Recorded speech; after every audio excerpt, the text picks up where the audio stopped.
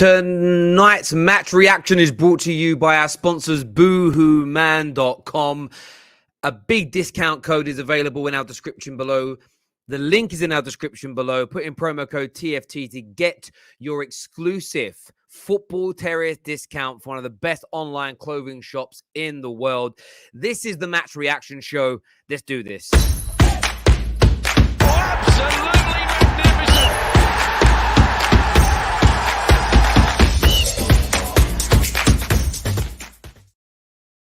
Liverpool are inevitable.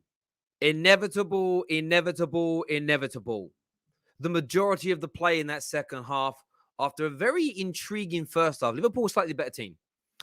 The second half begins, and Inter Milan are the aggressor. Inter Milan are the better team. Inter Milan are opening Liverpool up. But they weren't scoring. In fact, no attempts on target. Konte VVD in the middle as a centre-back pairing, world class. You couldn't penetrate them. The fullbacks were getting taken out the game, which is normal, but the centre-backs, every cross, every ball in, they just did enough. They just about kept them out. And you knew what was coming. We all saw what was coming. We all felt what was coming. When you dominate passages of the game against Liverpool and you don't take your chances, you do not finish your dinner, the ball does not proceed to cross the line and ripple Alisson's net, you lose. You lose. It is as simple and as straightforward as that. There's nothing else to it, further to it. That is it. Over, done, dusted. I tweeted it. Liverpool under pressure, but Milan must score. And then Jurgen Klopp makes the changes. Bringing on Henderson. Taking off Harvey Elliott. These were masterstrokes. The midfield was being overrun. The midfield of Inter Milan was too much. Whether people want to admit it or not, it was too much. Liverpool were being overrun in that area. They truly were. Brozovic, Vidal, I always pronounce this guy's name wrong, but Chana, you know what I'm talking about. A cool man like Chan. It's easy for me to pronounce. I mean that with respect.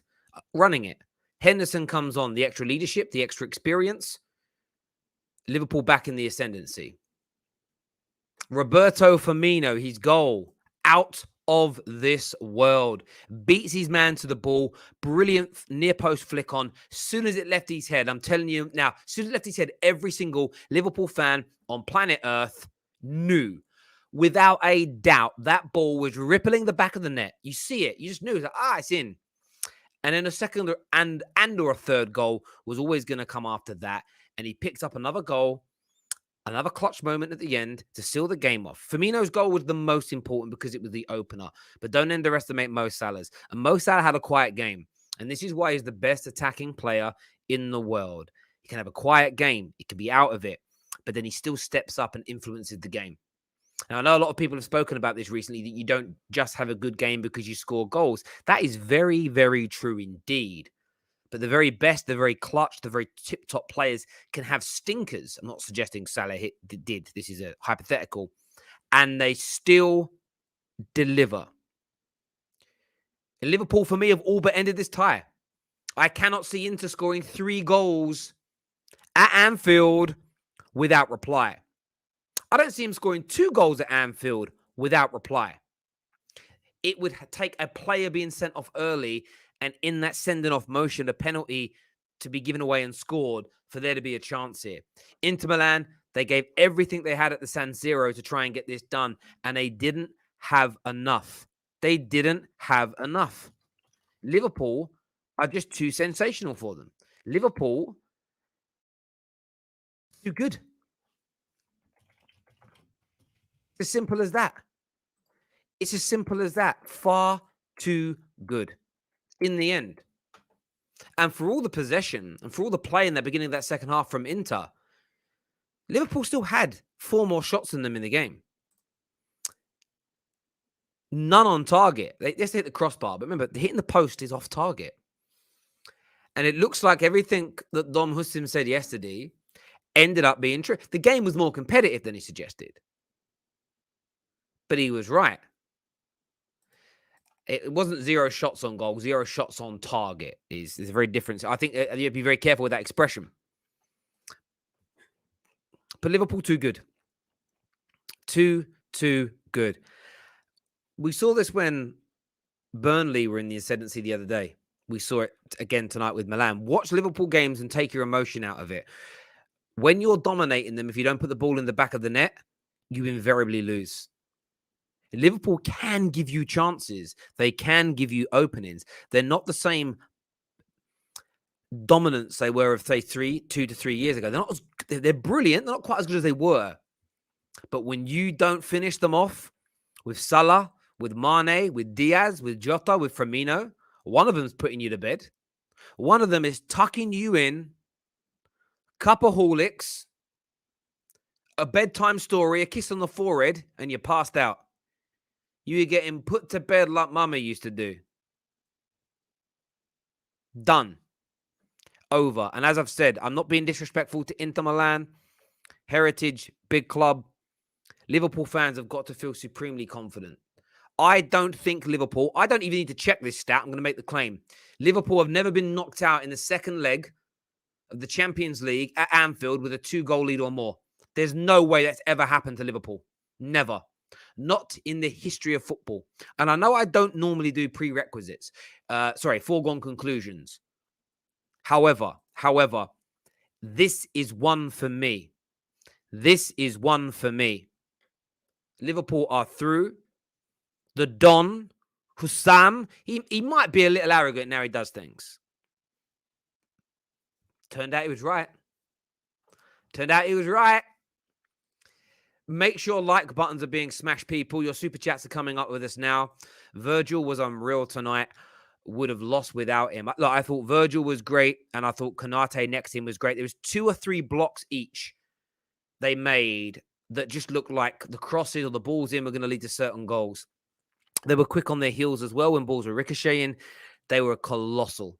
Because I actually thought Dzeko and Martinez and everybody else played well tonight. One thing I would say about Inter, which does make it slightly easier, and this isn't a dig at Liverpool, it's the truth, they have no one really in their attack that's fast. And I'm talking really fast. No one that is blistering. Nobody that has got that, oh my God, did you see him sprint pace? No one. No one is that quick. But them two are brilliant. I'm surprised RB Salzburg are still in the tie. Was expecting Bayern to win 4-0.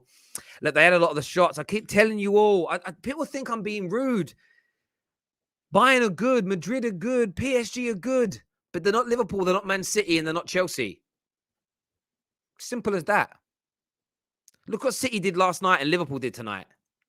Creme de la creme of Europe right now. I don't want to say the English clubs are. 3 English clubs are, because there's a 4th English club in this round of the tournament that's going out. Let me just tell you now, going out. They're not going out, they're going out. Do you know what I mean? Proper out.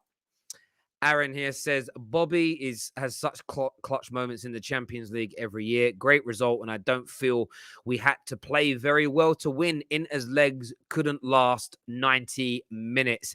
And I think that's a great shout. HUSUM shutting them all up. We shall not be moved. Omar here says European pedigree, knows how to win, clutch overall. Man like Bash, who's an Inter fan, says, I'm so disappointed, Terry, and angry. We played well, but decisions in the final third were shocking. 2 shots, 2 goals. The difference was the subs. And that's true. Jurgen Klopp deserves so much credit tonight. His substitutions were impeccable. Impeccable. And he deserves all the credit for that. Man like Jesse Dyer, long time no see, my friend. He says, to be fair, Terry, no team has ever been knocked out with a 2-0 away lead over 2 legs, with the exception of United versus PSG with Rashford's penalty. That was the away goals rule, though. Yeah, exactly. And I think that But I've never seen. Yeah, so I think this makes it not even harder. I mean, it's just a case of Liverpool's goals only count for 2. So it's weird. Like a 3-2 on the night. Sorry, that wouldn't work, would it? A 4-2 on the night to Inter Milan still puts it into extra time because the away goals don't count. But Liverpool are just not giving up a 2-goal lead at Anfield in the Champions League. Do you know what? The Kop end wouldn't allow it. The cacophony of noise is going to be for a United fan, it's going to be unbearable listening to it. Look at them happy faces. Oh, there's no way. They're never, ever, ever, ever, ever, ever giving this up. There is not a catch chance in hell that they lose this now. History, statistics, facts. Done. There we go. There we go. I'm going to bring the panel out. And we've got a great panel for you tonight. But I need that I need 500 likes on the board before we bring the panel out, my people. Aaron here says, I agree, Terry. 0 chance. It's absolutely 0 chance. Niente. I stand by it. I really do. Terry, what did you make of Henderson when he came? I thought Henderson was impeccable when he came on the field of play. I thought he was brilliant. I thought he controlled the match. He gave that nice bit of cover on that right-hand side that was being exposed a little bit and did a brilliant job. But I also thought Naby Keita did the same thing on the left-hand side. It just gave more stability. Listen, it wasn't a mistake that cost Liverpool in the end. I think the inclusion of Harvey Elliott was wrong. It was a bit too much for him in the game. He wasn't shocking, but he wasn't being impactful. And Fabinho as well, I thought did well at times, but it was a little bit hit and miss at moment, in particular moments in the game and everything else. The substitutions were impeccable. I thought Naby and Henderson were great. Of course, Fabinho had already come onto the football pitch as well and, really helped to kind of change things up and just solidify the game. Luis Diaz as well. He comes on and impresses me every single time. The difference when he comes on compared to in the past with the likes of Minamino and Shaqiri and Divock Origi, there's a step change. It's a level up. It's a next level thing going on here. It really, really is the next level. But Henderson, I would say, was probably the most important substitution of the game, in my opinion. You create your own luck. This is also true. That's a great line from the Titanic. Real men create their own luck. That line used to annoy me when I was younger. It's funny how your mindset changes the older you get. But anyway, I digress. Yeah, Liverpool did. I mean, this is what happens. Do you know why people miss so many chances against Liverpool? They panic. They see big Virgil and the man Mount and Konate coming at them. They see big old Alisson. And they panic. People panic. And when you panic, you ever panicked when you played football before? Your vision starts to shrink. You ever played sport? Your vision starts to go. Your head goes down. Your body hunches up. You can't relax. You got to relax yourself. You only relax yourself if you believe you're superior or at least equal. Milan didn't. They knew tonight. It was done. That was Inter's best game of the season, by the way. I don't watch enough of it to know. I watched them play against AC Milan. Didn't think they were very great, to be fair, but there we go. Terry overhypes a lot of teams just for viewers. Do you want to know? I get a lot of accusations of I just said things for the viewers. Do you know if I was saying things for the viewers but didn't mean them? Over the course of the last 5 years, I'd have been found out. We wouldn't continue to grow at a rate on average of 2,500 to 3,000 subscribers a month. Every year, break new records for views and have an average view time on an hour-long show of over 37 minutes. Other people go check your YouTube stats. It's impeccable because the Football Terrace community know what I'm about. They know what my panels are about.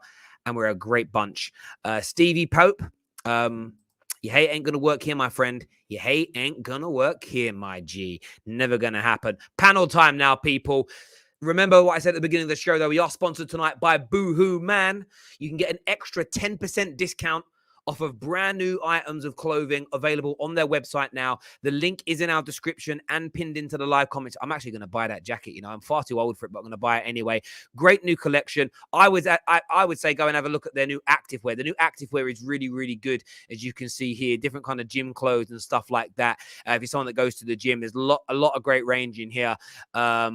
You know what I mean? Look at them abs, eh? There we go. Go check it out, people. Panel time, ladies and gentlemen. Hit that like and share button. Let's go.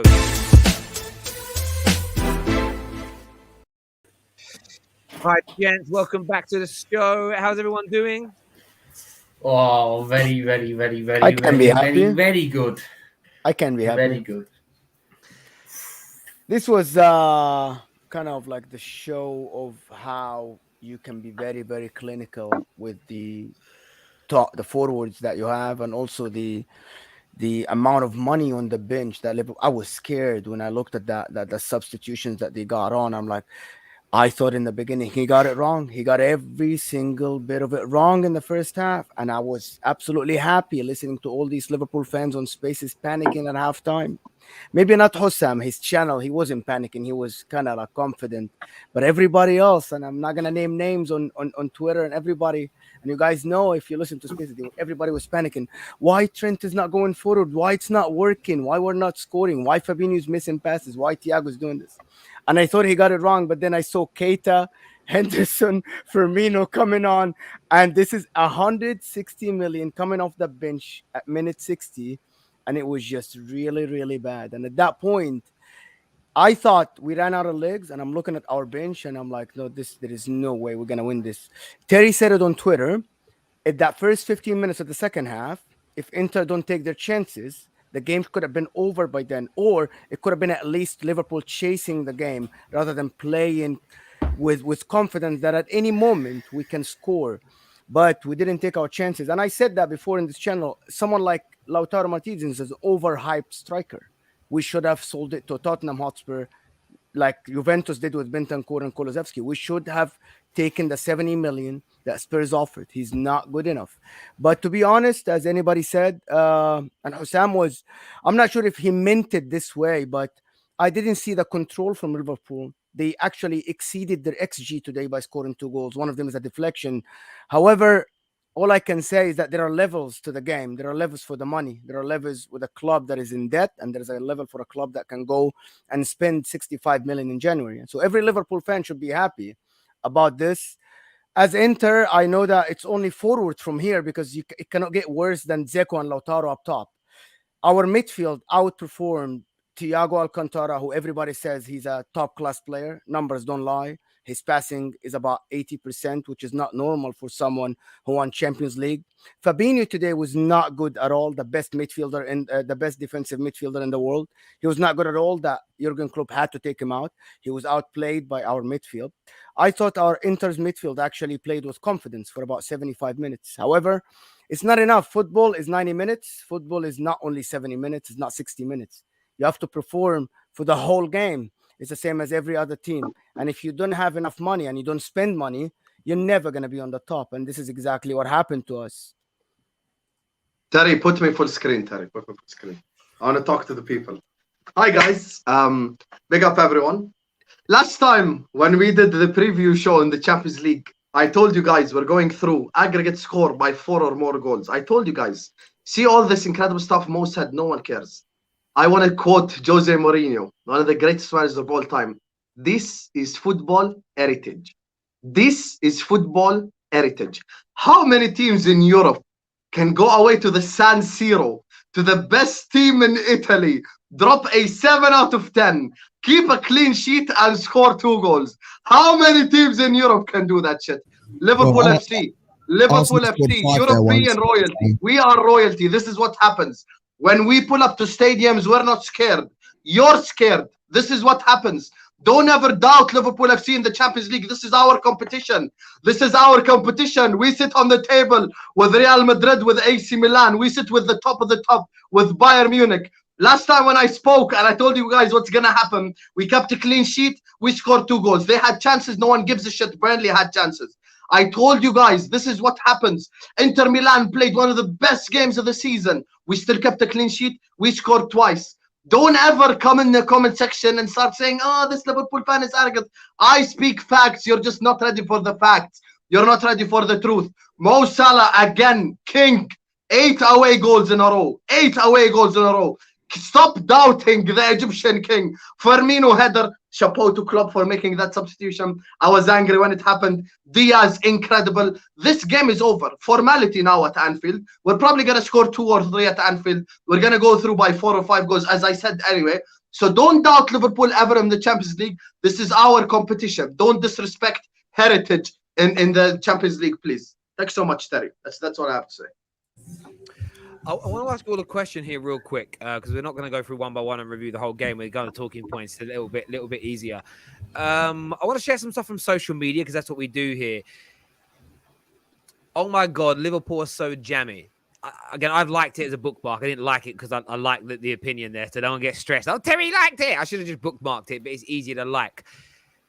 Tom, actually, I'm going to go to Gav as a neutral. Do you feel Liverpool were lucky or jammy tonight? No, I don't think they were. And this reminded me so much. Big up everyone, by the way. Hang on a minute. Gav, have you taken your equipment to a pub? Yes, I have, yeah. It's called dedication. I'm in the Star Inn in Plumstead right now. So, yeah. Big up Gav, man. Big up Gav. It's called dedication. You asked me to come on the show. I said, yes, I'm coming on the show. I want to come on your show because I love being here with heritage. These man like here in the group, you know what I mean? And it's only £4 a pint. Can't moan. But no, like people, you can't say it's jammy. This is something that champions do, in my opinion. You know, like Man United did it for years. Like neutral fans on like non-Man United fans will be like, oh, they jammed another goal. They jammed it here. They got that late goal and this, that, and the other. But that's what champions do. They weather the storm and then they deliver when necessary. And that's exactly what Liverpool did today. And you have to like tip your hat to them.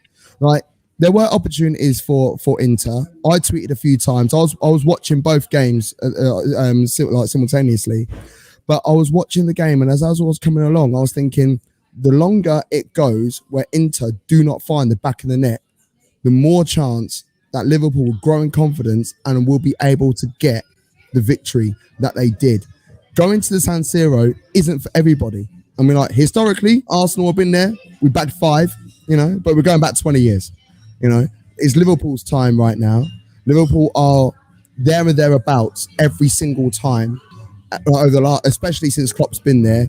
And once again, it's happened, and they are here, and they're ready to go on and win the competition, in my opinion.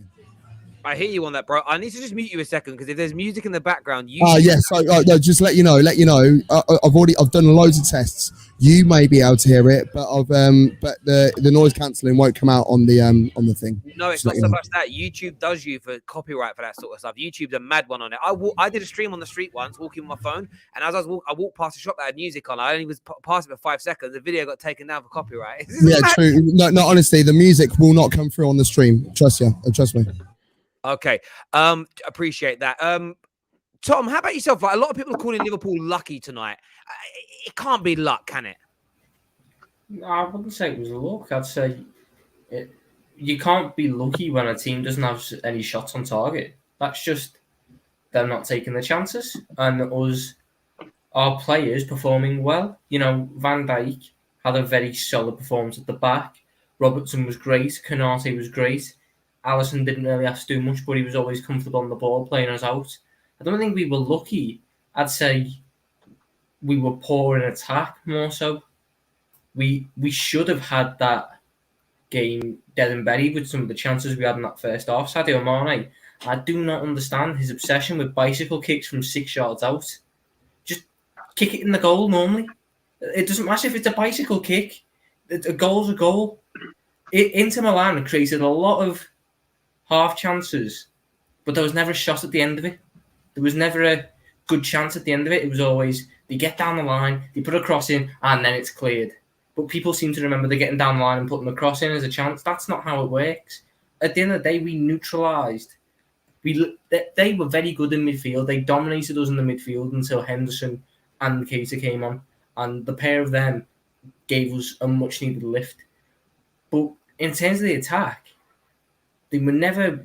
I never felt uncomfortable with the way they were attacking us. It's just the chances they created. It was crosses that were never connecting, balls over the top that Edin Dzeko was never going to get to ahead of Van Dijk or Konate. On paper or on if you've got a weird agenda, yes, they created loads of chances. We were so lucky, but in reality, no, they hit the ball once. That was about their best chance because he now got another shot off. So we took our time. We were poor in attack, but we got what we deserved in the end in terms of the fact that we were putting our chances on target. Mate, I agree with you completely, and I think it's something like I saw Rebecca tweet out, which I thought stood out. Credit to Henderson too. The midfield has so much more of the ball since he came on. Some of you hate to see it, and I think that's. I mean, look, the four, and that also echoes what Daniel's just put in here in a super chat as well. Like Jurgen Klopp made 4 key subs and all 4 played a big part. For me, Henderson, as per the tweet there from Rebecca, was very much the standout individual. But would you say, Ram, like tonight, a lot of credit has to go to the manager for his in-game management? I just want to quickly say on the substitutions, people think Jurgen Klopp plays one style of play. You could argue, yes, whatever. What he's lacked was players that have different sort of assets to their game.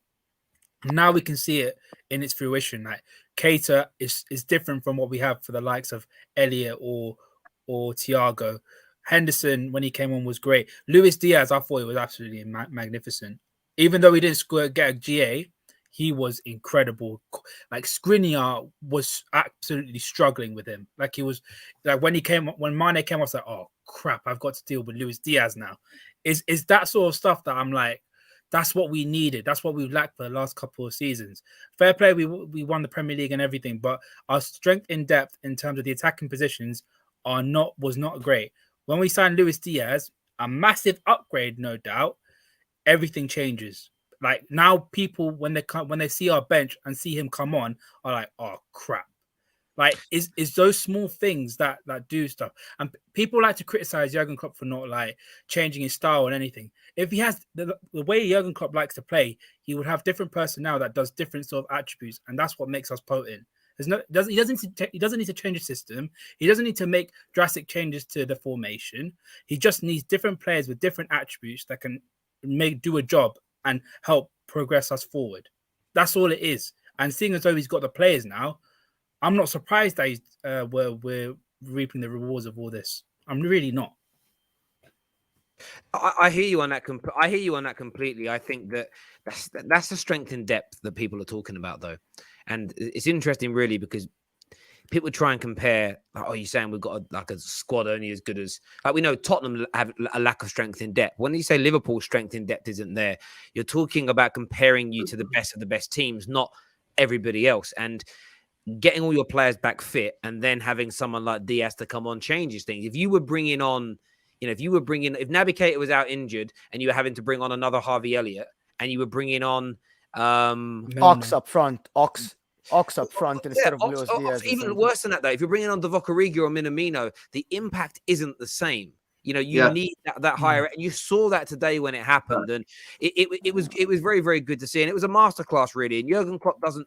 I always find with certain managers, like it's almost like because they do so many good things on such a regular basis, they don't often get the credit they deserve. It's almost everyone's so used to like certain players or certain managers doing brilliant things, you kind of switch off from how good they are at doing it, if that makes sense. It's almost like we reserve that for a new manager that has a good run of 3 or 4 games. You forget how good Jurgen Klopp is sometimes. I know that sounds like a weird thing. I'm talking in-game management, decisive decisions to change games. Terry, he's impeccable at it. I still think at the end of the day, the reason why we won this game is because them 2 centre-backs lived up to their titles. Virgil van Dijk being the best defender in the world and Konate being one of the best young defenders in the world. They lived up to their titles. Konate was absolutely impeccable. The guy, I haven't seen a great performance from a young centre-back since Matthijs de Ligt for Ajax. I've never, like this guy, I've been reaping how great this guy is. And now he's proving it. at the San Siro, stopping them from having a couple of chances. To be fair, if he didn't make those interventions, I think Dzeko or Martinez had a one-on-one with Alisson. Yeah, that's the thing about Konate. This is the thing about Konate. I just want to mention about Konate quickly. When people were always banging on about Leipzig and Deo Upamecano being the best centre half for the club, I always used to turn around and say, and like this is before that I was involved in YouTube and that sort of stuff. So I've been watching Bundesliga football for however long, and I'm a big fan of Bundesliga football. I know you love that, Husam, by the way. But like, look, I've always said, like, look, don't worry about what Deo Upamecano is doing. Worry about what Konate is doing, because he is the guy that you should be looking to sign. And the amount of Liverpool fans, they used to send me messages and go, "Oh, Gav, what do you know about Konate?" I'm like, "That's the guy. You've done the right thing." We definitely made the correct signing. There's a From reason the why two centre people. backs, we Hang on, chose Husam, the better one. There's a reason why people in Germany said Upamecano is the best, but Konate is the better one. It's a play on words on the old Ajax thing, and we're showing it right now. But it's about fashion. I remember when Man United signed Memphis and Newcastle signed Genie, both from PSV, I believe. and it's just true. I remember lots of Dutch outlets saying United have bought a good player, but Newcastle have made the better signing. Genie was more important to PSV, but again, what's fashionable, who's the poster boy, goes a long way. We've got some super chats I want to go through here. This here says HUSUM is a prophet. Listen to him, predicts the future. My man Dom HUSUM, shut them all up. We shall not be moved. Is what he said there. Ben here says, please ask the guy in the pub to say crushing it in the gym. He sounds so much like Conor Ben. Crushing it in the gym. There you go, kids. You do sound like Conor Ben, bruv. You really do. Bash here says you had 2 chances, scored 2. What are you talking about? And Dom HUSUM, full screen for getting everything wrong. Well, that's just wrong. Did I not say 2-0, 2-0? Aggregate 4? No. Terry, before we move on, guys. Husam, you said you're gonna dominate the game. You're wrong about that. You said you're gonna dominate the game. Can I just say, dude, just let me finish. You said you're gonna dominate the game. Your fan here is saying that for 75 minutes you did not dominate this game at all. You have quality. Neither did you. No one denied you that and said that you don't have quality. But to come here and say that you're gonna dominate the whole game, you're gonna dominate the midfield, you didn't. Numbers don't lie, and even the eye test for anybody, you didn't. And for Tom, when your defenders make last-ditch tackles, that means the plan isn't working. When your defenders cover somebody, that's our plan working. But the defender makes last-ditch tackle. When the defender is one-on-one, as you said, when you put a forward one-on-one with a defender, your coach's plan didn't work, which is why he had to change the midfield. You can't assume that every time your one-on-one defender is going to block or is going to do something. And this is something that every football player knows. We're not going to put the plan assuming that Virgil van Dijk is going to stop every ball. Because he might come... My point was you only had 2 chances and scored 2 goals. We had 2 big chances in the game and missed them. We had more than 2 chances. Nobody said anything. But you saying that Inter didn't do anything. No. When Inter did do stuff. It was just you just said that. No, we didn't. It was just across here. Dude, Perisic went behind Trent like a lot of times, and that's a plan. That was the plan. It's to do that. The problem is the quality of the forwards are not there.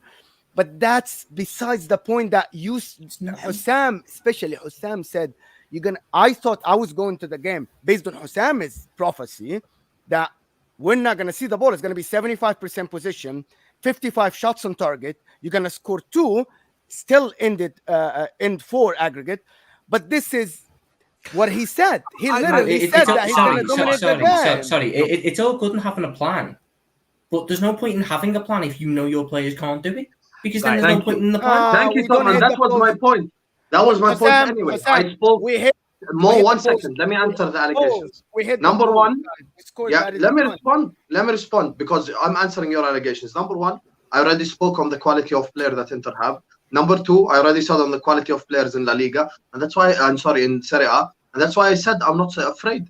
That's why I said I'm not afraid, because when I look at the Inter Milan team, we had better midfielders than you today. We literally No, you didn't. controlled the you didn't. midfield. They did. No, They I performed don't know. better today. See, the problem is. This Oh my is God! this This my is problem. this is now. This is you This is not this is seeing this the is my game the problem. way it is. This is you not seeing the game it is. Mo, You have let me better respond. I defenders. didn't interrupt you. I didn't No, interrupt because you. your Let me premises respond. is wrong. I get you're Go to angry, but let me anything. respond. Okay, my premise is wrong. Let my premise be wrong, but let me speak. When it comes to this whole situation, my problem is with this whole thing. Every time Liverpool have a game, whenever a team have a chance, it's suddenly the other team are cooking us, blah, blah. Like there's this sort of precedence in people's heads that Liverpool cannot concede chances. That they were this impenetrable team that cannot concede any chance, and Van Dijk is just sat there smoking shisha. That's not how life works. Don't forget the chance we controlled the midfield. Mo, bro. do not interrupt me. Let me finish. You Let me interrupt finish. everybody, bro. You Let interrupt me finish. everybody. I didn't interrupt you. I wait for you to finish. I wait for Tom to finish. So let me finish. When it comes to this whole situation, I'm gonna shut up. I'm gonna shut up and let him talk. Yes, thank you. The fact that we did not play as well as anticipated and still kept a clean sheet, and you still had 0 shots on target, and we still scored 2 goals, literally proves everything I said on the preview show. I said the problem is there is a quality gap between the Premier League and the Serie A. I said this is no longer the 90s. I would back any Premier League club against any Serie A club. If this was the 90s, Lazio could beat us. Fiorentina could beat us. Roma could beat us. Why? Because all the quality was in that league. So all I said was, when it comes to Liverpool Inter, I'm not worried. It's going to be aggregate score 4-0. Inter do not give me anything like to be scared of. And tonight, I was proven correct. Yes, our centre-backs had to defend, but every centre-back has to defend always. Man City defenders had to defend against Lisbon. It happens. Teams create chances. But at the end of the day, you had 0 shots on target. We had more possession, more passes. We were more creative. So we did what we had to do. We pulled up to the San Siro, didn't play as well, still scored 2 and didn't concede goals. So my point was literally proven from start to finish. No, we didn't. You still didn't control them. Dude, you said that your quality, our forwards are not the same as as good as your forwards, but everything everywhere that was else, my point. actually was better than you. Guys, that was my point. Anyway, I want to move on. I want to move on. Players. That's it. I'm going to interject just because otherwise we both made your points. We've got some more super chats to do here and some takes I want to put in front of you all. M Mag here says to the Inter fans, Perisic is going behind Trent. Since that was the plan, did it work? Did you win the match? Is what M Mag has got to say. Thank you. Pep here says Mo Salah is the best player in the world. We're going to come back to that one in a minute, right? Here, this Terry, don't let no Liverpool fan come on here and rave about Firmino because all of them didn't have him in their team. Some even want him out of the club, is what Michael says. I've got some more super chats coming up from the Jamaican 28 and BC very, very soon. This Mo Salah's one is interesting because, again, I know you get salty stuff online, right? But this is from I think it's a Chelsea fan, by the it looks like Havertz in a puffer jacket here. But it said, take away Salah's goals, and he wouldn't be a good player at all. Why are we taking this guy seriously?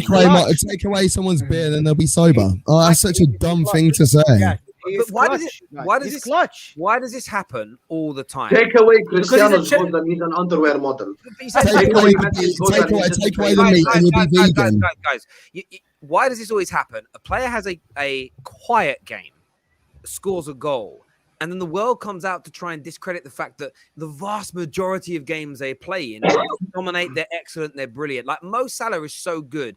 It shocks me that people are like he wasn't great tonight. I'd have given him a 5.5 out of 10 for his overall performance. But then he scores the most crucial goal of the game because it makes it again, historically speaking, factually speaking, Inter Milan are already out. No team has ever come from 2-0 down from the first leg at Anfield. No one's ever done it. I don't know about any other game anywhere else. I just know at Anfield, no one's ever done it.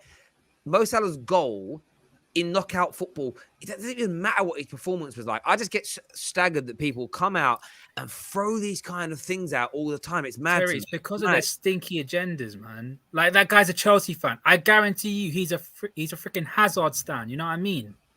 Yes. Like, if we take out Hazard's goals, he's basically Quaresma. Like, it's so dumb. Don't disrespect Quaresma, though, man. Quaresma was unbelievable. His attitude, that was stinky.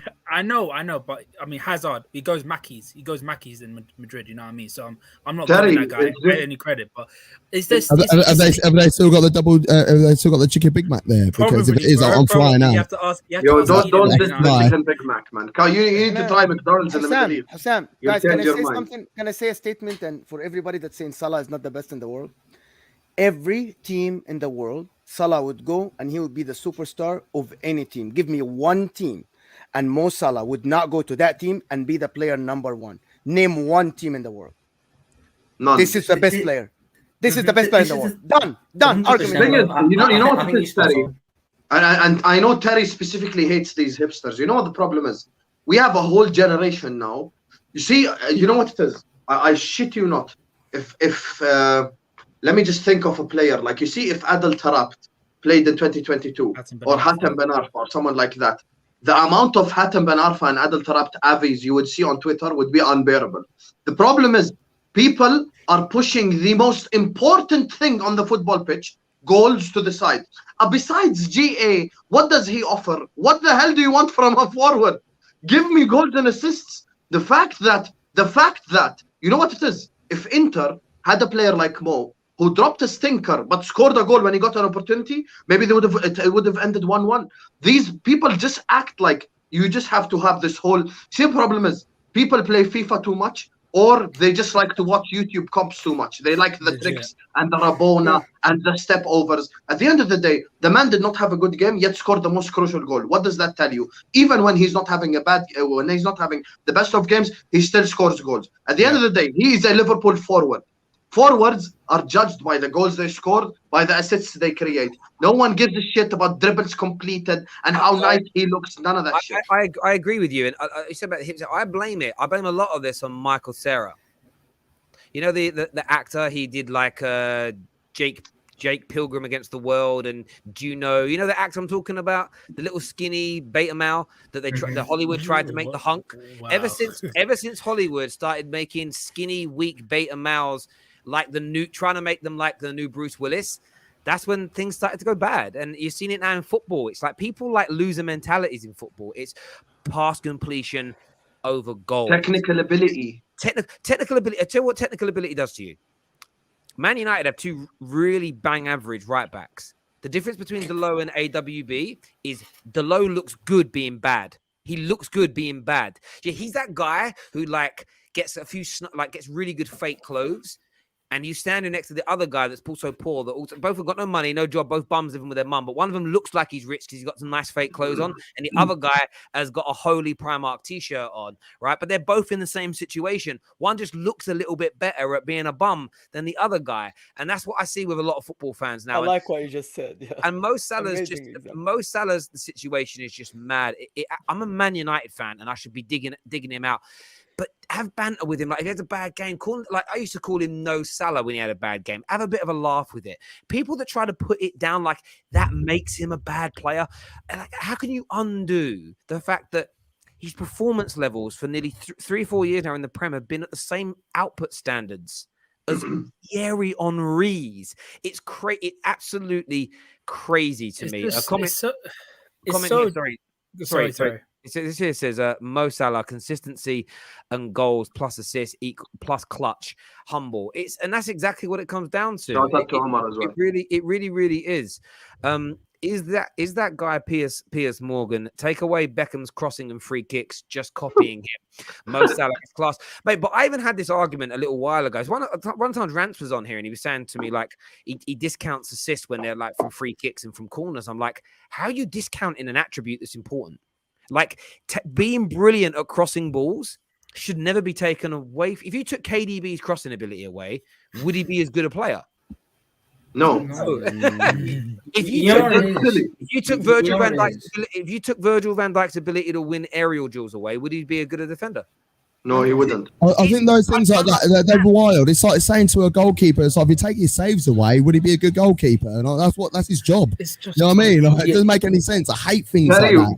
Like the one time you said something, that is completely accurate. Terry said this. Ability, like just based on ability, this ability thing does not magically make you better than everyone else, because the premise is false. I'll tell you why. We're basically saying someone with 10 out of 10 ability is forever till the end of eternity gonna be better than the guy with 8 out of 10 ability, no matter the output. And this is where the false premise is, because for me personally, I'm respecting the guy with 8 out of 10 ability but 10 out of 10 output versus the guy with 10 out of 10 ability but 8 out of 8 8 out of 10 output. Why? Because the guy with 10 out of 10 ability by definition should have more output. But yes, he looks silkier on the ball, and Neymar passes better than Mo Salah, and he dribbles nicer, and he has blonde hair. No one cares. Let's talk about who performs, who delivers, consistency, availability, all the good stuff. Leaders, these things are not counted on the whole base ability thing. I don't know who started this whole trend that now when we look at footballers, all we do is, okay, who can pass better? Who can shoot better? Who can finish better? Who dribbles better? Like, I don't understand this whole obsession, like with this whole thing. You have to deliver on the football pitch. I bet money right now, if we sat with the PSG owners from 5 years ago and told them, you could have signed Mo Salah for 30 million, but and instead of Neymar for 220, would you have taken that deal? They probably would have said yes, because having looked at his output, they probably would have had the Champions League by now, consistency, League A top goal scorer probably 5 times in a row. So all of these things don't matter to the people. What matters is Hazard looks nicer because he has a bit, it's just, I don't understand. That's a very hindsight thing to look at it that way, though. Do you know what I mean? Because if you looked at what Salah was doing when he was in Italy, you wouldn't be looking at him and saying like, oh yeah, we're buying for 100 mil, or you're buying for X amount of mil. It's what he's done since he's been under a manager like Klopp, which has delivered the numbers that he's brought along. You know what I mean? Like, on paper, if you said 4 or 5 years ago, would you rather have Neymar or Salah, every single person on the planet would turn around and tell you that they want Neymar. You would never, if we were to come to you 5 years ago and say to you, HUSAM, right, would you want Neymar or would you want Salah? You would say Neymar 100%. Yes. Well, that's my point. What he's done now, it's like, wow, this is I think that's Sam's point, in the sense of, that's my point. Like, again, ahead of time, you would have picked Neymar, but the point being is Neymar's ability, you'd say 10 out of 10.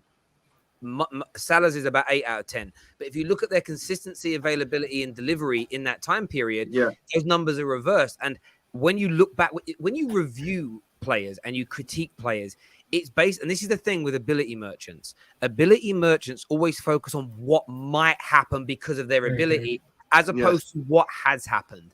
And that's the difference here. People that deal in reality and delivery, consistency, availability, statistics all combined together, eye test thrown in as well, they deal with what you've seen from that individual, because that's a tangible commodity. That's what your valuation is partly based on. Other than when you're an 18-year-old starlet and the world's in front of you, you always pay a premium then because of what might come. But there's a difference when you're talking about an 18-year-old and what might happen with his ability, and someone who's 28, 29 years of age. If by 28 you're not delivering at a certain level, it's probably never going to happen. Let's do some what as well, Terry? Sorry, just dive in real quick. With these ability merchants, they sit there and go, oh, yeah, Salah scores goals, but doesn't dribble as nice. The whole point of football is to score goals and win football matches. You don't win football matches by nutmegging someone 30 yards away from goal. There's a reason why the goal scorers in football go for the most money, because it's the hardest thing to do. And people try and discount it.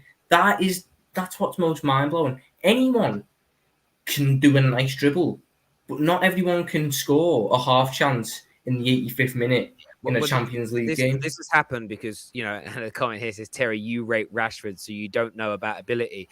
Bro, but I also, do you know, it's really mad. I remember sitting down when he was 16 years of age and watching him on the bench at Barcelona. My dad's like, who's that young kid? I said, oh, Dad, I've been watching him and reading about him. His name's Lionel Messi. He's going to be absolutely astounding. So I'm not saying, I thought Lionel Messi was pretty good at 16, thought he was going to have a good career. We all like certain players that make it and don't. Do you know why this ability thing's come out, though?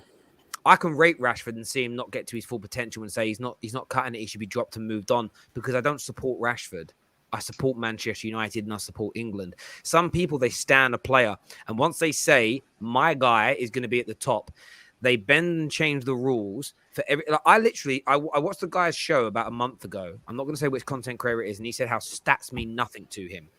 And then recently, two of his favorite players that don't play in the Prem got assists in games, and he says assist for so and so, brilliant night. And I'm like, hang on a minute. 2 weeks ago, I watched your stream and you said assists are dead in football; they mean nothing. Now you're celebrating an assist. People will bend and choose their morality and debate points to win an argument for their favorite players, and it's just they've been exposed now. These people, they really have been exposed. Terry, So before we move on, I do need to move on to the next points, mate. Really, really sorry. Otherwise, we stay on some things too long. Mo actually broke most of Roma's records too, which is a good point. I didn't even know that is what Omar says. Comment here from Jamaican 28. He says Skriniar 1v1 ability, regardless of the opposition pace and technique ability, and what does O without cover is noteworthy. It is. I mean, they actually defended really well today, Inter Milan. I will say that Inter Milan were very solid.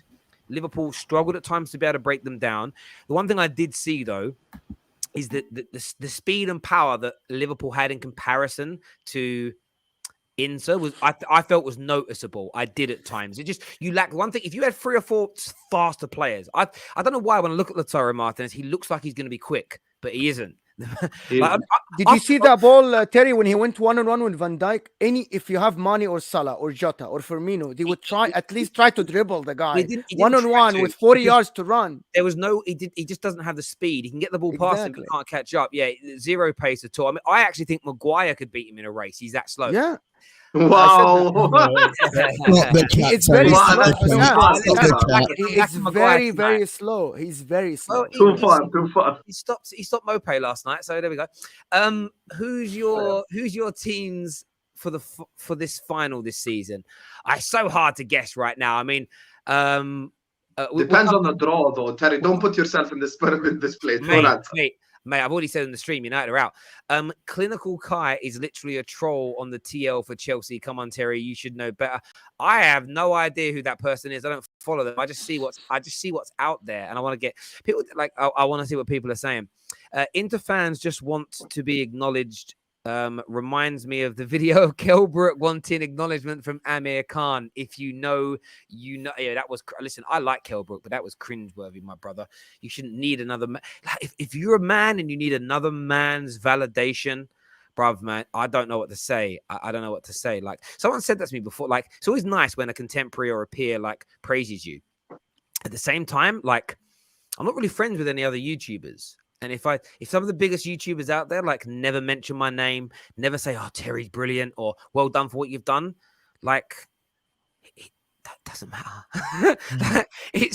I'm not clucking to be their mate. It's like, "Oh, great, well done." I'm happy. It's about yourselves. So Kelbrook, I shouldn't say too much. Kelbrook has sparked me out, but Kelbrook, be confident in yourself, my friend. That's what you need to do.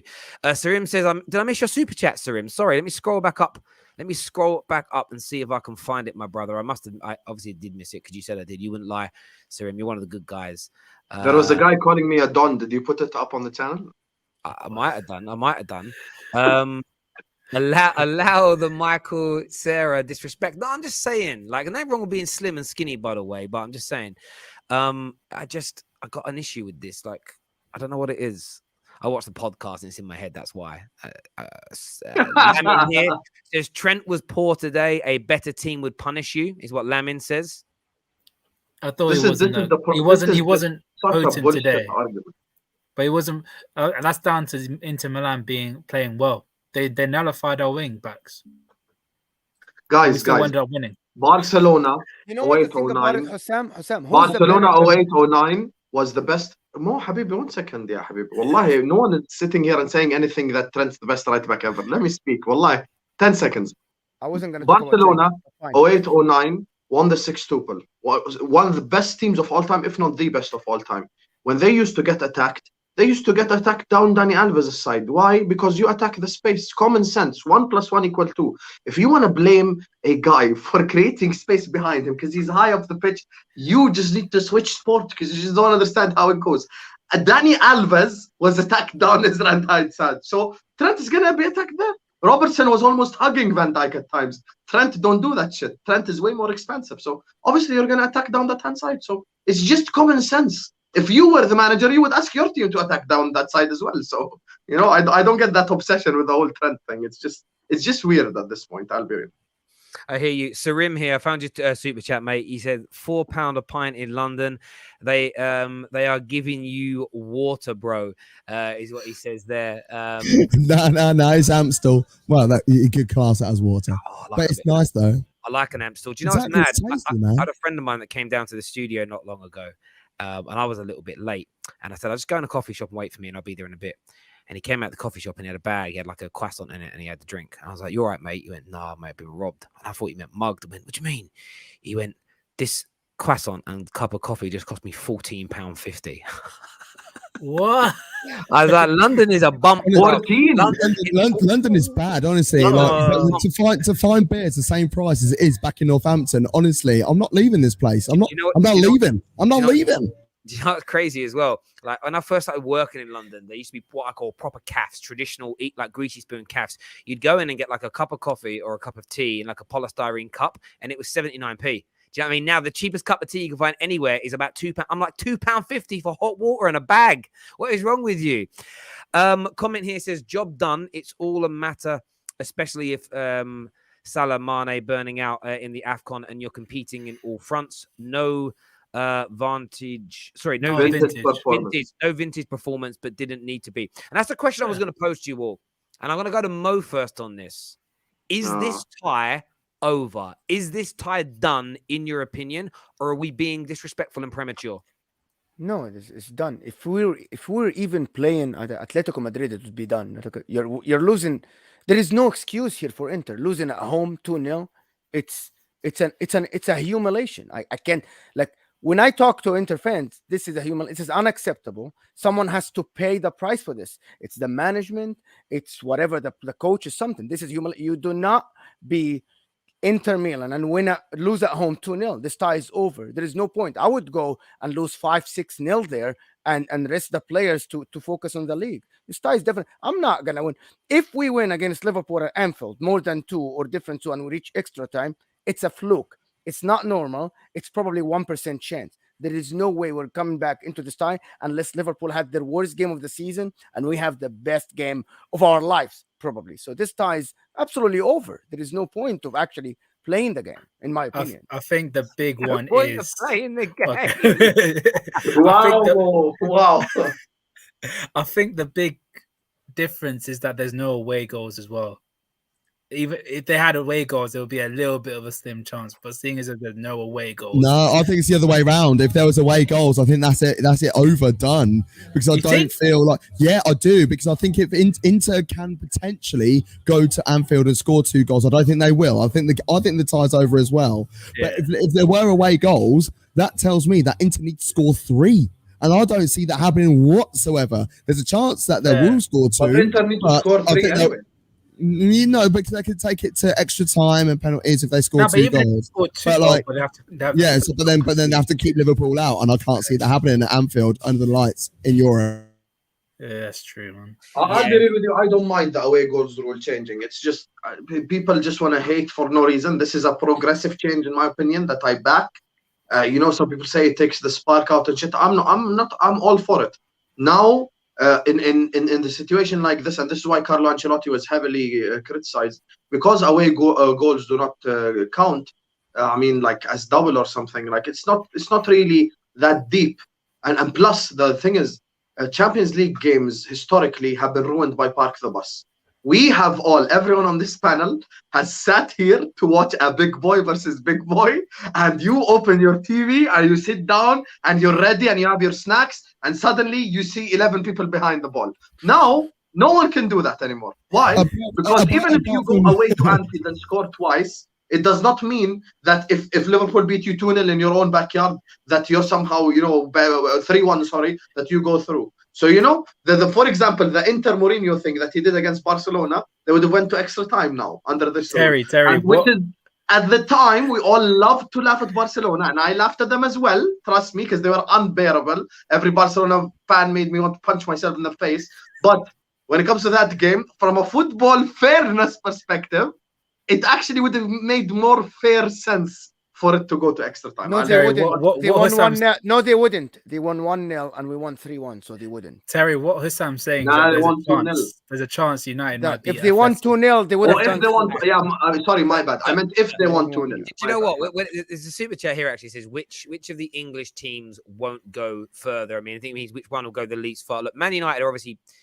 We all know it's not even, but it ain't even funny because it's like we all know that out of all 4 English teams in it, United are expected to go the least furthest. I mean, we've also got the hardest the round draw as well. Like, no, but No, Terry, who's our? Terry- I disagree. I Inter completely Milan, disagree with of you. course. Look, Simeone's a moron, Terry. Madrid are absolute bums. They've got all the gear and no idea. They are awful at the moment. Man United, because of their manager. Look, It's their honestly, manager. They're look playing what terrible, happened tonight in the league. They're at home against Levante and they lost the game. You know what I mean? Okay. Like, Oh wow! yeah, they lost. I Yeah. didn't- Terrible, Terry. Fair enough. Okay, cool. Barcelona. All right, okay. Then we've got the second worst. We got the second hardest. Then, all right. But Okay. from my point of view, we're just nowhere near ready to go through. Having said that, Have hope. football. No, it's not about having hope. It's just football isn't always a foregone conclusion. Does that make sense? Like, Yes. you've got Ronaldo, irrespective of how bad he's been in the Prem for many people this year. In the Champions League, he's been sensational. So he's there. If he's in that box, He's we're also in the athletic game. There's as always an well. opportunity. But look, I'm not thinking about getting through. I'm just thinking about the game right now. In terms of the other question, who gets to the final, depends on the draw. The draw is 100%. always key because, you know, if Liverpool get Man City in the next round, like right now, I can see you both getting to the final. But if you get each other in the quarterfinals, like not one of you isn't making it. That's a normal thing. But let So- me ask you, Terry, if one of them gets Chelsea, the Chelsea goes through. They could do because Thomas Tuchel in cup competitions has been impeccable since he's arrived in England. So to sort of write that off and act as though like that couldn't happen for me is weird as fuck. Like it's a really weird notion to have that Chelsea can't knock them out. They're also European champions, but I for think, me, Terry, go on. I think also the most important thing is where the first leg is going to be played. I think there's a lot more emphasis on where you're going to be playing in the second leg. So if you say Liverpool are playing Chelsea and we're playing the second leg at Anfield, then I sort of fancy I put more of the odds towards Liverpool because at Anfield, you know what happens in the second leg, that we sort of turn up in a sense. So No, I don't think it makes any difference anymore. Now that the away goals aren't there, I don't think it makes all that much of a difference. I think it does. Psychologically, it can, but I don't think it does. Psychologically, it does. Yeah, but I think it does psychologically, and I think it does in terms of the 12th man, as it were. Because if, for instance, tonight Milan won 1-0, 2-1, I would still fancy Liverpool to go to Anfield and beat them convincingly. I mean, the way that forget what they needed to score on the night. The way Liverpool beat Barcelona was actually harder because of the away goal rule. Because one goal from Barca, because Liverpool had no away goals, the tie would have felt completely out of reach. Even at 4-0 up, all it took was one goal, and that would have like towards the end, and they got in at one point. So that jeopardy's almost gone now. Those goals don't count for two. So it's almost like the home team in that second leg can play with a little bit more freedom and not as much worry of, you know, when Man United got knocked out by Porto, if away goals didn't count, we're through. But that happened because we felt the nerves and the pressure of that away goal. So I look at it this way. If you're home in the second leg now, I think you have an even bigger advantage than before. You also, if it goes to extra time, you've got 30 minutes longer at home in front of your crowd rather than being away from home. But yeah, look, I look at Liverpool teams that one of these teams are going to be, two of these teams are making the final this year, barring bad draws. City, Liverpool, Chelsea, Bayern. Those four, maybe PSG. Those four are out of those five, two finalists are in those five, in my opinion, unless they knock each other out. Do you know what I mean? And by the way, and that's the only way, by the way, a team like Man United are going further. Let's just say a madness happens and Salzburg knock out Bayern. They're not going to say they did. Say Chelsea were knocked out by, is it Lille they're playing? Lille, yes. Lille. Say that did happen, and in the next round we were to get a Salzburg or a Lille. A team like United could find themselves in a semi if they got an easy quarterfinal. That's the only way. If we get a Bayern, a PSG, a Liverpool, or a City in the quarterfinals, or a Chelsea, we are gone. It is over. It is. I fancy you finished. lot against Chelsea. Not gonna lie. Yeah. I Nah, don't. yes, Like, yes. I'm Terry. I'm really happy that you mentioned Bayern Munich because Bayern Munich got tumped up at the weekend by Bochum, and everyone's like, "Oh my God, Bayern Munich, they're going to fall apart." Bayern Munich love doing this. I think they do it for their own banter. They like to lose because they dominate most games in most competitions. They will literally lose one game to make people think, "Oh," and get the bookies excited about, "Oh, what we're going to do here." Like the game today, like to be honest, I actually think that Salzburg deserved to win because their chances were more clear cut. Bayern, for me, dominated the game, but the clear-cut chances landed more with Salzburg. As soon as that goes back to the Allianz Arena, they're going to slap up. They're going to literally turn up and be like, right, we are Bayern Munich. We are here to stay. I think Liverpool and Bayern Munich are the two favourites to win this competition. I really do. Like City, I think they're up there. They're always up there. They're always marked as the favourite or the second favourite every single time it comes around. But when it comes to the crunch, Pep doesn't know what to do anymore when it gets to the latter stages of the competition. Look at what happened last year in the Champions League final. That was a classic. If that was a semi-final game, Pep would have lined that the whole thing up differently for me. And I just think that he just doesn't know what to do when it gets to the semi-final or final of the European competition anymore. For me, Bayern Munich and Liverpool are the favourites to win this whole thing. I hear you on that. A super chat here from Jess says Klopp put Trent behind the back post on corners because he knows he's a liability. If Klopp can admit it, so can you. Seriously, serious though, it's all love. Trent is mint, is what Jesse Dyer's got to say. I mean, he said it flippant. He said it himself. He said it flippantly. So. Casey here says Neymar's stats are very good. He has a treble. Salah has 2 major trophies, and you have to be insane to pick that system merchant Casey, Salah over Dino's heir. Casey, I'm surprised you're still awake, bro. You got a big game tomorrow against Napoli tomorrow. You know, in the Europa League where you belong. Barcelona?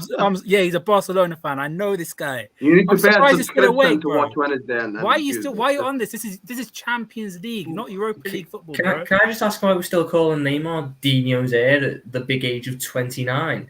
He's nearly 30. In his 30s, and he's still being... His legacy is he's going to be the heir to Ronaldinho. At this point, when he's supposed to have been a Ballon d'Or winner, that was the whole point of moving to PSG. Get out of Messi's shadow and become his own man. And all he's managed to do is go under Mbappe's shadow. The shadow. Kingsley here says Chelsea as an underdog again. You should be worried. We'll take it. The only reason I'm not writing Chelsea off. The only reason I'm saying it is that it's chance versus probability, and the probability of winning it 2 years running. Someone somewhere sent me an article it's based on. Whatever your odds are on winning it, they're almost like times 100 if you like on probability of winning it 2 years running, because I know Real Madrid did it, but it's just like not a fluke, but it's so unlikely to win it 2 years running. It doesn't matter how good Chelsea are. It almost feels impossible. However, almost impossible things happen. Just speak to Leicester fans. Do you know what I mean? It's one of them there, but Chelsea is still going to be dangerous. I see them. It all depends if they can just stop themselves from conceding cheap goals here and there, if that makes sense. Like, you know, the World Club Championships, they were still opened up at times. And that's the one thing that I find really, really interesting out there. Paul Burke here says, Terry, Trent Alexander-Arnold got a little bit exposed because Harvey Elliott was taking in soon. Was talking. I think he meant talking in too soon. As Henderson, listen, and absolutely, and these are the things that the Harvey Elliott's. I think central midfield, when you're a kid, is the hardest position to play. It's so difficult because you have to learn. It's almost like you're a learner. When you're an attacker, you can make 20 mistakes in a game and still be the hero, you know. But when you're like a midfielder or a defender, when you're having a bad game and you're young, it just stands out like a sore thumb. But look, it's good experience for him. He learned so much from today. That's the positive thing. Especially when you play in the middle as well. I think you could get away with it a little bit. When you're a youngster coming through and you're playing on the wings, I think you can get away with it. But if you're playing centrally, you get exposed so easily when you are 16, 17, 18 years old. So, hey, Harvey Elliott, I think is because you look really sad right now. I'll be honest.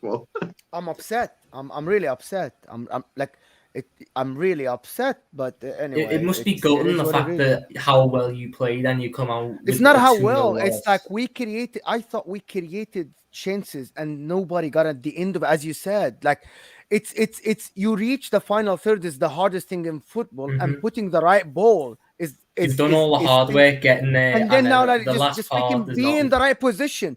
That's true. Deco was 1-1, and then Van Dijk. This guy is the best, one of the best defenders I've seen in my lifetime, and I've been watching football since 1998. He just shoved him and made Allison just grabbed up. It's that easy for this guy. And I think the worst one for me, Mo, was when you had Dzeko crossing it into Martinez, and it was just over Martinez's head. But if it was Martinez to Dzeko, it's a goal. Yeah. Like that was just your but luck to be today. honest, today Van Dijk proved it's not only about being physically fit and running. It's about leading and making your other defender look brilliant. The many times Van Dijk today pointed at Konate to put him in the right place is astonishing. Like the guy made Konate, even the Konate has everything to be a great defender. But today, Van Dijk made him look like this guy has been playing next to me for 15 years. Look at the statistics here, though. You know, on today, most clearances Van Dijk, most aerial duels Van Dijk, most interceptions Konate. They've not lost a game since they've played together. And one of the things I would say about Jurgen Klopp is I know he likes to bleed youngsters in. I know he likes to, it almost like it takes an eternity for these players to actually become like regulars for him. But I look at that centre-back pairing and it just has to become 95% proof every game, them two, because Konate, with all due respect, he's levels above Joe Gomez. I know Matip has been brilliant this year, but the future is Konate, and I think Matip's probably better than him right now, but Konate's ceiling is higher. And the thing with Matip is you can't ever build a back line on him because, I mean, this year he hasn't been too bad, but normally he gets injured. Them two together were sensational today. And I think Terry, go on, mate. Like Konate and Gomez in the future, like no matter what anyone says about Gomez, I still think he's a talented centre back. He ain't he won't stay though. You don't think he'll stay? No, I don't think. Look, Van Dijk still, in my opinion, got 3 to 4 years still at the top left. Still, I prefer to not speak. There's no way Joe Gomez is going to wait 4 years to be Van Dijk's heir. He ain't going to do it, especially with the World Cup on the horizon. And do you know what it is? As Liverpool fans, I've had not just your supporters. A lot of fans do this nowadays. When you guys signed Jota, you know this, Ram, because you were here. The rest are new in that sense. And I'm like, oh, who's he coming in to replace? No one, Terry. He's here to be backup. If you're Liverpool Football Club, if you're Man City, if you're Chelsea, if you're any top club that wants to win, you never sign a player who is happy to be a backup. You only have players in your squad that want to be in the first team. That's what creates the competition internally, which makes you razor sharp on the field of play. If Joe Gomez, that's the sort of thing that will happen with Luke Shaw. If Joe Gomez and Diaz and Jota and I don't know Harvey Elliott and Tsimikas are consistently willing over the next 3 years just to be on the bench. I'm happy to be a bench player. There's an issue. The only time it works is when you've got players and I use my club as an example because my team are winning trophies at the time. When you've got John O'Shea's, Wes Brown's, Darren Fletcher's, they're never going to be good enough to lead the line at another big club. So they're happy to be rotational players in and out. I feel like, though, with someone like Joe Gomez, the centre-back role, you don't want to be rotating that on a regular basis. You want continuity. So if all things go, I think Joe Gomez will leave, personally, if those two are a powerhouse together. I think he will. Newcastle, 50 million pound, you get me? So nah, more. I want more. But that's the thing, like sometimes you have to sign those players. Sometimes you have to sign those players in order to get that consistency out of them, and that's what I didn't mean to like cut in on you, Terry, but like it's more sort of thing like with Alex Telles. Like Alex Telles, the FIFA merchants were always like Alex Telles, the best left back in the world, rah rah, and he never was, but he was like on paper far superior to Luke Shaw. He then comes in. Luke Shaw stepped up last season. He was fantastic, and we can argue about it all day or night. But like, I just think that Luke Shaw last season was brilliant. But that's because of Alex Telles's interjection into the side. As soon as that happened, Luke Shaw had to step up. He had no choice. But then we've all seen and what's happened. Like, it's been found out a little bit. Yeah, Joe Gomez got option. Joe Gomez was bought as an option to play right back or centre back. I don't think anybody expected Trent Alexander-Arnold to come in at right back and do the things that he's done over the last few years. So if he didn't do those sort of things, then Joe Gomez would have been the option for right back. It's just, he was almost like the next in line for Nathaniel Klein, as sad as it sounds. Like, who would have thought that Nathaniel Klein's name would have been mentioned? But it's a true story. That's what he was brought in for, to play centre half or right back. And he could like fill in that right back position or replace him. Trent Alexander-Arnold's come in accidentally because of injuries to Nathaniel Klein, shock. To Joe Gomez, shock. And please, let's not talk about Klein. Because I know if we stay 10 minutes more live, we're going to start talking about Jay Spearing and Charlie Adam and Stuart Downing, and I'm not ready for that because I'm happy. Jay Spearing had a chance to be good, bless him. I'll always feel sad about Gomez because the stats are always there. Him and Van Dijk are like one of the best partnerships in Premier League history. But whenever Joe Gomez has gotten injured and he's on his way back, it's always been Joel Matip in a rich vein of form, or in this case, Konate. He's come in and been really good since he's come in. And Gomez has never really had the chance to reinstate his way back. We can't be sentimental, though. We can't. No, I know we can't. We can't. You can't have an unavailable centre back. You cannot. No, I know. That's why if we can get 50, 60 million for him, you sell him, because he's fourth choice. But I'll always feel sorry. I'll always have a bit of sadness about the fact that he was never fully fit, because him and Van Dijk was the perfect partnership for that it was 2 years that they were together really at the top, but they only ever played about 1 year together.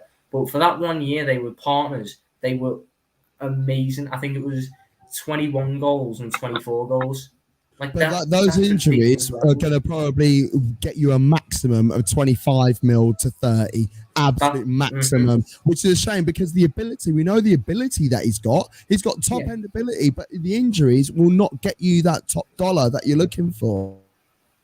I think in an England perspective is not good as well, because he was a very talented centre back in that time, and now he's just another player that England loses because of injuries. So it's sad, but what can we do? It is. You know, Ram, if we could sell to Man United, we probably would get 80 million, but we can't sell to them. If he was at Chelsea right now, it's guaranteed that he would turn up at Arsenal's door. Let's be real. 100%. He'll be in Chelsea's squad, man. That's true. Listen, everyone that has tuned in tonight, a massive thank you to each and every single one of you. We appreciate it massively. Obviously, commiserations to a man like Mo. Congratulations to the Liverpool boys for their victory tonight. As mentioned tonight, a big shout out to our title sponsors, Boohoo Man.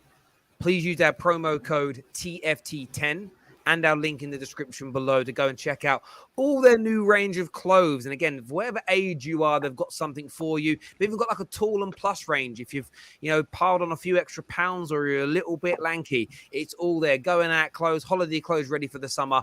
Big discounts for all of you available. You'll see there, like already 30% off. Plus use our delivery code, our code TFT10, and get even more off. Go and get that done now. Have a little bit of a shop. Get your discount courtesy of the Football Terrace. Until next time, everybody, take care. Goodbye. God bless.